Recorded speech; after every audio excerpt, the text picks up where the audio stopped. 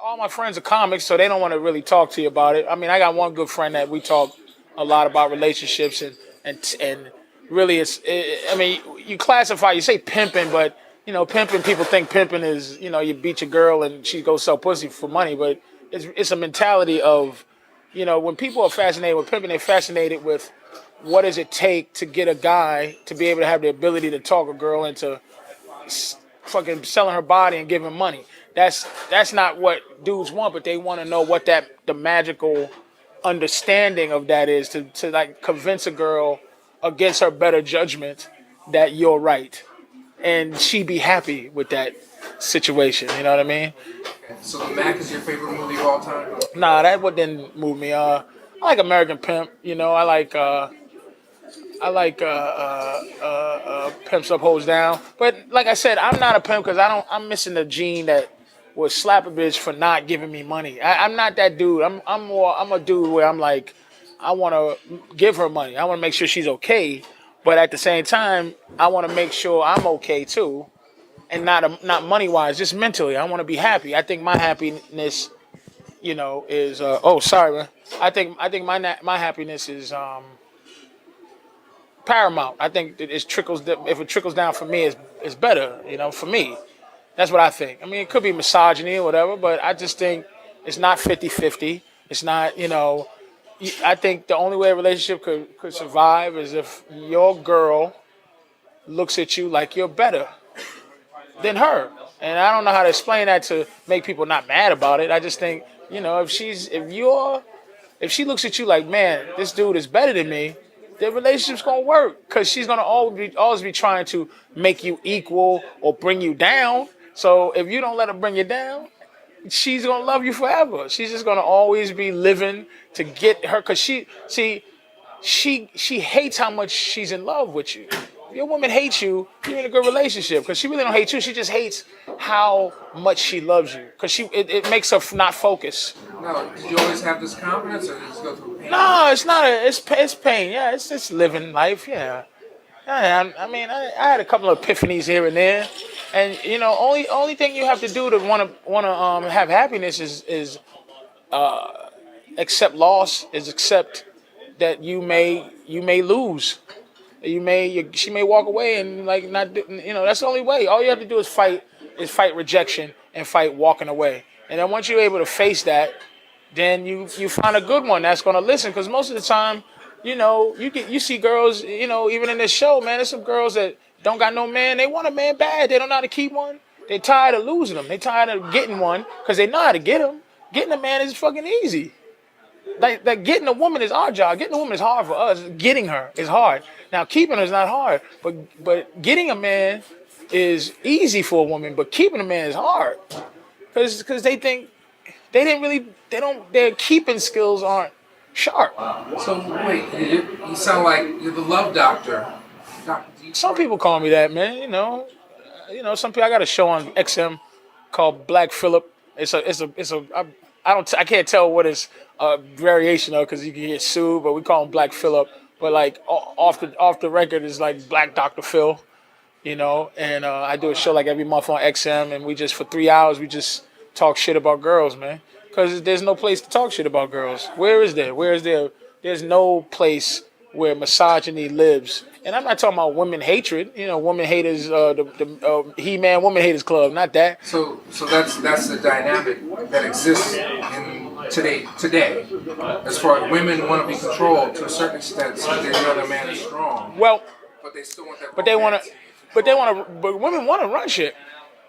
Women want to be the boss, and they're upset about being a boss. That's the thing. Like you shouldn't be upset about things that should make you happy. Like a man boss is not an unhappy guy. We want to be the boss. A man without a girl who's got a lot of girls is not unhappy, but a woman that has no man but got a lot of men isn't happy. That whole woman from Venus, men from Mars shit, that shit's true. All you got to do is go how you feel, and it's the exact opposite how she feel. But somebody's opposite has to lose. Somebody has to suffer. So why should it be me? I don't understand why I suffer because you don't understand me. I gotta suffer because I don't understand you, or I understand you and I gotta suffer. First of all, if you don't have a purpose, that's Wisdom, eh? How does he know that? Like you said, from pain and experiences through life. He's got a couple epiphanies. That's what he said. You have to fight the fear of pain, rejection, and a woman leaving you. Those are the two hooks that keep guys locked down with women. It's the fear of losing them, because it's all the work you put in, the investment of getting her, because it's hard to get a woman, right? So in order to get this experience he's talking about, he had to go through the trials and tribulation of getting women to like you. And then when you finally get a woman to like you, the last thing you want to do is lose her because of all the work you had to put in, right? And then there's the rejection. Everybody knows about rejection. It hurts. Men have a hard time dealing with it. It takes a lot of rejections to become numb to it and just be able to walk to a girl, shoot your shot, get, essentially shot down completely, crash and burn, and be okay with it and just move on to the next one. Don't let it bother you. So in the end, the practice of rejection helps you. Mm-hmm. What about the men that have zero experience? That's the thing. There's only one way you gain this. You can't read about it and you can't study it. It's something you can't hypothesize. You're a practitioner only, right? You can't philosophize this shit. You have to be out there practicing. Right. But it's like another thing that I say, like, don't lose yourself trying to practice this stuff. This is just another tool you sharpen while you follow your main goal in life of your career and your path. Like, don't get lost in women. But it's just another tool you should sharpen, like working out, like reading, like whatever else hobbies you pick up. Women take them up as a hobby when you're younger, right? Don't try to get hitched with a girl when you're 20 years old. You can hardly feed yourself. Right? You're just dooming your family, the woman you love, and potentially kids to like a life of poverty. But what Patrice is talking about essentially is you have to muster up the courage to go out there, get rejected by a ton of women. And then when you do get better, you start accumulating women, right? You build up a little quote roster, right? So now you have a bunch of women. And now the second part of the pain comes of losing them, because women will start demanding of you. What are we? I want more than just to be fuck buddies, whatever, blah, blah, blah, right? So you start losing the women you've worked so hard to get. So what happens, right? What happens though to a man when that like threat comes out, he caves. He caves and he loses a piece of himself and therefore his power, because he's no longer the man you fell in love with when he starts to cave on issues like that. So if he has a roster, does he just cave to the first girl that demands more? Depends on his experience. Typically, he's more isolated from something like that happening, or insulated, I should say, because if one girl asks for more, he'll just fall back on the others. This tends to happen when he finally got a girl or two, and say maybe he doesn't like the first girl that much, and the second girl he does like is the one that was like, hey, what are we? I want more. And then he'll be more inclined. It's pressure thing. It's how easy has he gotten the girls? How hard did he work for them? And that'll determine whether he breaks or not. But a lot of men break. Almost every man breaks, because you have to be gifted, genetically gifted, gab wise to speak. All this stuff, a lot of it is learned. If you're not 6 feet with a 6-pack making 6 figures, you can't just sit there with your arms crossed and have them line up for you. You have to learn to go get them. You know that you may not come across one that's better than this. Right. Exactly. You don't know. It's a game of chance, right? This could be the best I could do. Start rationalizing.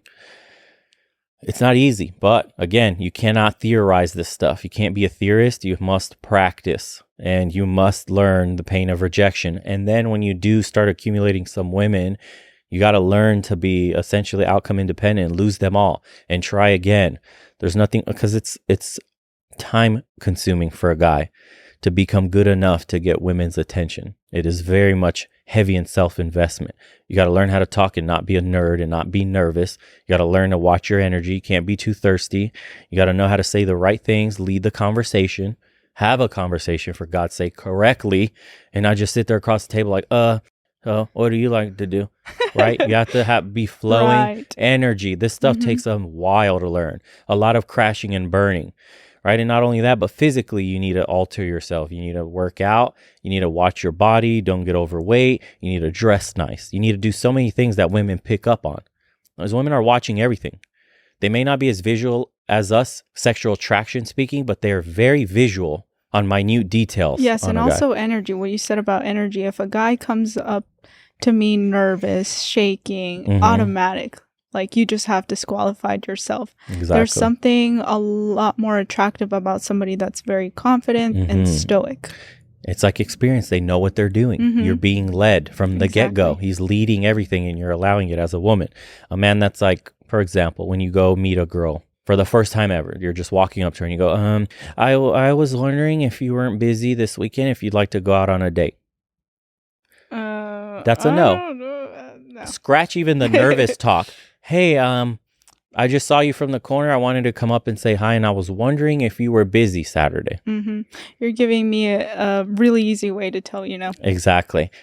And you can tell that he's not too sure in himself. Mhm. Instead of walking up to her and being like, hey, I noticed you out of the corner of my eye, and I wanted to ask you this Saturday or Sunday, I'm going to take you out. I'm feeling sushi. I'm feeling steak. Okay. What have you been craving lately? Yeah. And she goes, either of them.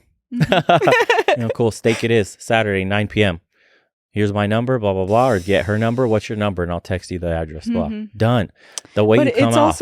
it's also like it has to be genuine though. Like you Yes. can't just say these words and it will happen for you. That's where the body language comes in, how you approach, right? Your energy. It's just like an aura you have because Mhm. you can't approach in a creepy manner, right? Like very weird. And there's little cues you miss that you can only pick up on by doing this yourself and kind of being introspective about how you messed up. For me, what helped a lot is I was hanging around people that, one of my best friends, super charismatic guy, super successful with women. And I picked up a lot watching him. And I picked up a lot from guys like Patrice and the old school stuff, all the old school masculine movies where they had like pimpish energy of how to talk to women, deal with women, right? So you start to emulate that, but in your own flavor of your own personality. But you could only really craft this through practice. That makes sense. Right.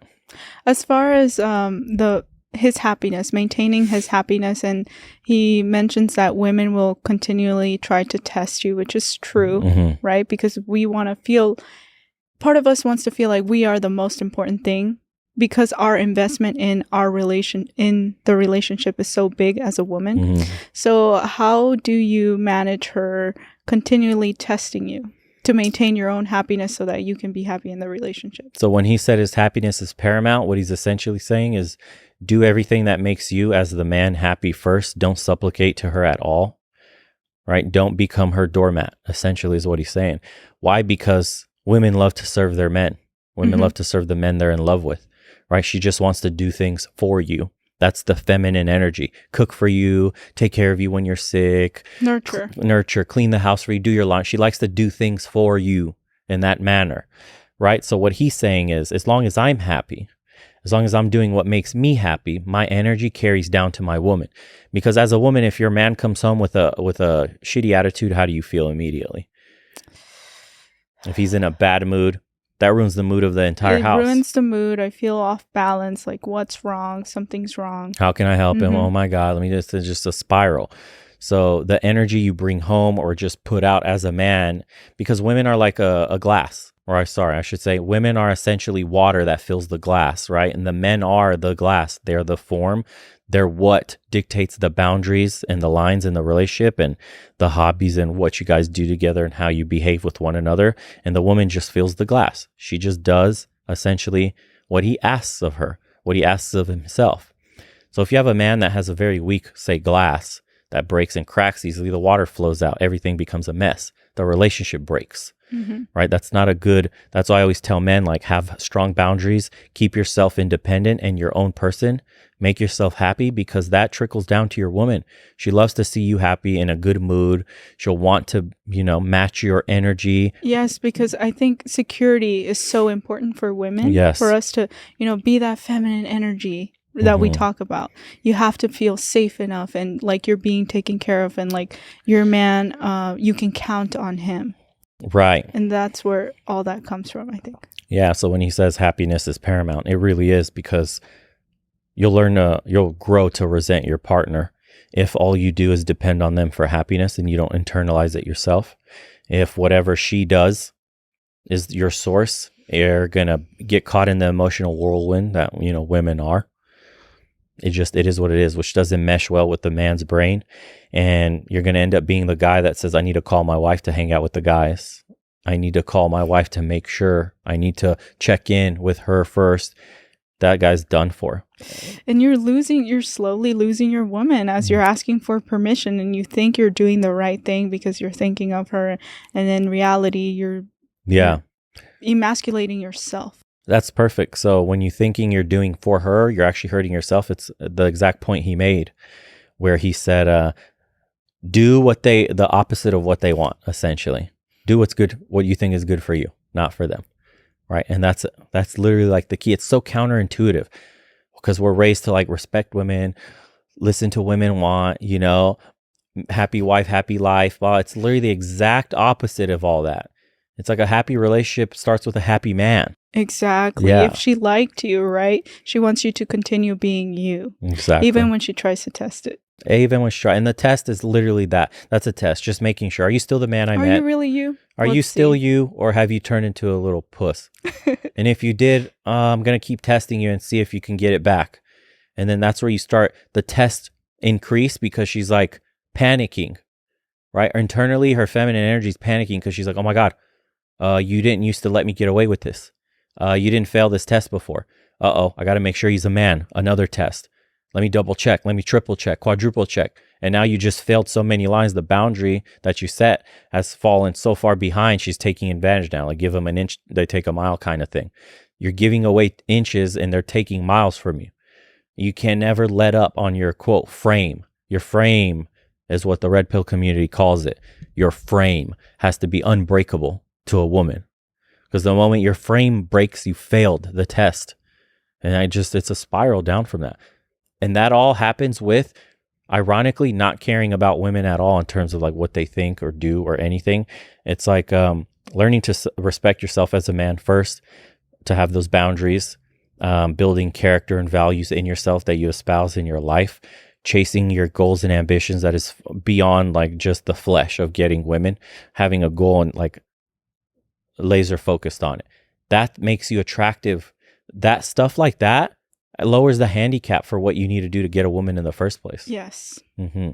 But if all you're doing is chasing women and you're not working out, you got an entry level job that doesn't pay too well, you're neglecting all the little things, you don't got a cool hobby that you excel at, you're essentially like a mindless corporate drone. You live a very boring 9 to 5, you go to work, you do nothing, you come home, play video games, rinse and repeat the day. There's nothing exciting about you, dude. You just stacked handicaps on top of yourself. And being nice is not enough. And now you have to learn extreme levels of game. Now you got to be a damn expert at it, because you got to make up for, you don't look the best. You're not the most handsome guy, right? You may be dealt a card of being short. It happens. You might dress like crap, which you could fix. But again, it's things, negatives you don't know. You may not be hygienic. You may not do this, that, whatever. You don't earn enough money. You got a raggedy car, or you got no car at all. You don't know how to talk to people. You're socially like inept. So now it's like to even get a woman, dude, you got to have the experience of 10 lifetimes to make up for all those negatives, because there are guys that can make up for those negatives. I've known plenty of guys that were absolutely busted, gargoyles, ugly, oozed charisma though, had 0 F's given energy, and would pull hot chicks. Absolutely. Hot chicks. And have them mesmerized. Yeah. Women, we are not as focused on looks as men. I think attraction is important, so a guy can be very good looking, so he gets like an easier pass, right? But you can definitely make up for it through resources or through charisma, right? Passions, if you're a very interesting person. Yeah, 100%. Those everything she just named right there is how you can get over the, I'm not 6 feet, I don't have a 6-pack, I don't make 6 figures. If you can have those, you'll do very well.